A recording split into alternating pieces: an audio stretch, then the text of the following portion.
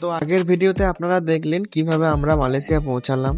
তারপরে মালয়েশিয়া থেকে বাস ছিল আমাদের হোটেলে যাওয়ার উদ্দেশ্যে, এবং মালয়েশিয়ার চারপাশটা দেখতে পাচ্ছেন কিছুটা ইন্ডিয়ার মতনই, চারিদিকটা ফাঁকা। এবং আস্তে আস্তে আমরা মালয়েশিয়া পৌঁছালাম। রাতে ঘুম না হওয়ার জন্য শরীর খুব ক্লান্ত হয়ে পড়েছিল। এয়ারপোর্ট থেকে আমাদের হোটেলের ডিস্টেন্স প্রায় 1.5 ঘন্টার কাছাকাছি। শরীর প্রচণ্ড ক্লান্ত হয়ে গেছে, তা সত্ত্বেও মাঝে মাঝে ঘুম চলে আসছিল। ঘুম ভাঙার পরেও আমরা একটু কিছু ভিডিও করছিলাম যাতে চারপাশটা কিছু দেখানো যায় আপনাদেরকে। তো ধীরে ধীরে বাস যাচ্ছে, আমরাও বাসের সাথে সাথে বয়ে চলে যাচ্ছি হোটেলের উদ্দেশ্যে। কিছুক্ষণের মধ্যে আমরা হোটেলে এলাম, তারপরে আমরা রুমে প্রবেশ করলাম। রুমটা তো দেখছেন একদম ঝাঁ চকচকে রুম। রুমে কিনা নেই, A to Z সব আছে। বিদেশের হোটেলগুলোতে একটু কস্টলি যেমন হয়, সেরকম তাদের পরিষেবাটাও সেই রকমই হয়, খুব সুন্দর। ভিডিওতে আপনি রুমের ভিডিওটা দেখলেই বুঝতে পারবেন রুমটা কতটা বড়। বিশাল বড় একটা রুম, তাতে বাথ টপ থেকে আরম্ভ করে A to Z সমস্ত রকম কিছু আছে, এবং এটাতে কিট কিছু দিয়েছে, টাওয়েল আছে, সমস্ত জিনিস যেগুলো নর্মাল থাকে সেগুলো সবই আছে। তারপরে আমরা একটু ফ্রেশ হলাম। ফ্রেশ হওয়ার পরেই আমরা নিচে গেলাম রেডি হয়ে লাঞ্চের উদ্দেশ্যে। লাঞ্চটা কিন্তু আমাদের এই হোটেলে করাবে না, একটু বাইরে করাবে। তো আমরা সেই মতো করে রেডি হলাম। হোটেলটা টুইন টাওয়ারের খুব কাছেই ছিল, আপনারা দেখতেই পাচ্ছেন আমাদের উইন্ডো থেকে টুইন টাওয়ারটা দেখাই যাচ্ছিল।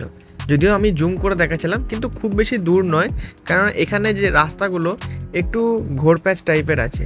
আপনার সামনেই আছে টুইন টাওয়ার, কিন্তু আপনি সহজে যেতে পারবেন না।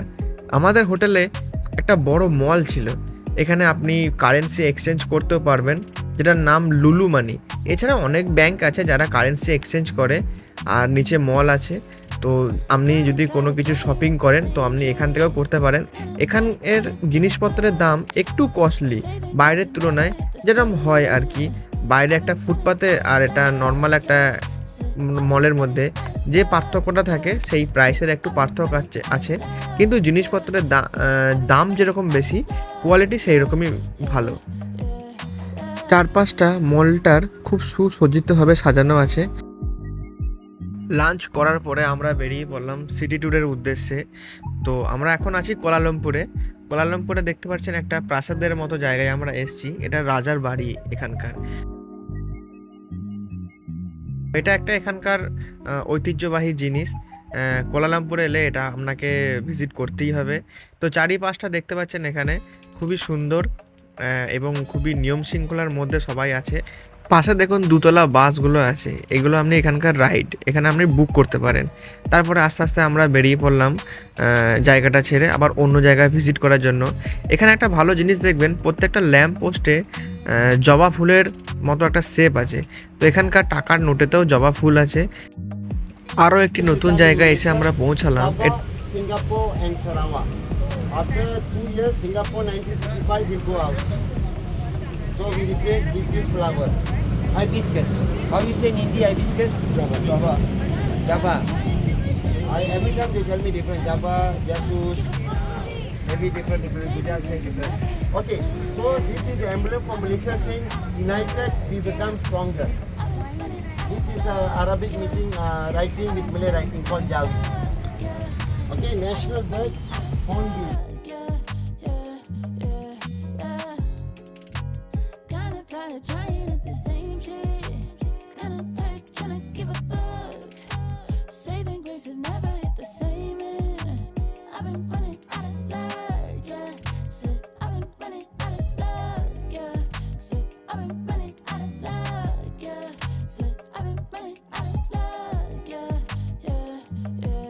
সামনে যে উঁচু বিল্ডিংয়ের মতো টাওয়ারটি দেখছেন, এটা কিন্তু একটা ব্যাংকের হেডকোয়ার্টার, মে ব্যাংক।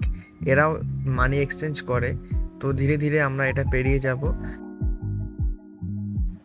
বিদেশের চারপাশটা দেখতে খুব সুন্দর লাগে, তাই না? একদম সুসজ্জিত, পরিষ্কার পরিচ্ছন্ন। আমাদের পরবর্তী ডেস্টিনেশন হলো KL টাওয়ার। তো ধীরে ধীরে আমরা KL টাওয়ারের কাছাকাছি পৌঁছে গেলাম, এবং আস্তে আস্তে KL টাওয়ারটাই আপনারা দেখতে পাবেন। ওই যে বড় একটা লম্বা মিনারের মতো দাঁড়িয়ে আছে, ওইটাই হচ্ছে KL টাওয়ার। কেএল টাওয়ারের ওপরে উঠে আপনি পুরো মালয়েশিয়াটাকে আপনি দেখতে পারবেন। আস্তে আস্তে এগিয়ে চললাম। টিকিটের ব্যবস্থা ছিল এখানে উপরে ওঠার জন্য। লিফটের উপরে যখন তাকাবেন না, একটা সুন্দর কারুকার্য এখানে আছে, যেন মনে হচ্ছে হিরে বসানো আছে। এটা একটা কাজ, সামনে আর একটা কাজ আছে, মানে দুটো কাজ এখানে খুব সুন্দরভাবে করা হয়েছে। বাইরের দৃশ্যটা দেখতে পাচ্ছেন, পুরো মালয়েশিয়াটাকে আপনি আপনার হাতের সামনে দেখতে পেয়ে যাবেন। যা বাইরে দেখেছেন তা সব এখান থেকে দেখা যাবে। এখানে একটা যন্ত্র ছিল যেটা জুম করে দেখতে পাবেন। তো আমি ফোনটা এখানে দিয়েছিলাম, তো কিছুটা দেখা যাচ্ছে অস্পষ্টভাবে। সব থেকে মজার বিষয় হলো আপনি এখান থেকেও টুইন টাওয়ারটাকে দেখতে পেয়ে যাবেন। তার মানে ঘুরিয়ে ফিরিয়ে সেই এক জায়গাতেই আছি আমরা, শুধু রাস্তার ঘুরপেচ, আর কিছুই নয়। কেএল টাওয়ার ঘোরার পরে আমরা যাব টুইন টাওয়ারের উদ্দেশ্যে। তো পৌঁছে গেলাম টুইন টাওয়ার। দেখা হচ্ছে পরের ভিডিওতে। ততক্ষণ ভালো থাকবেন, সুস্থ থাকবেন।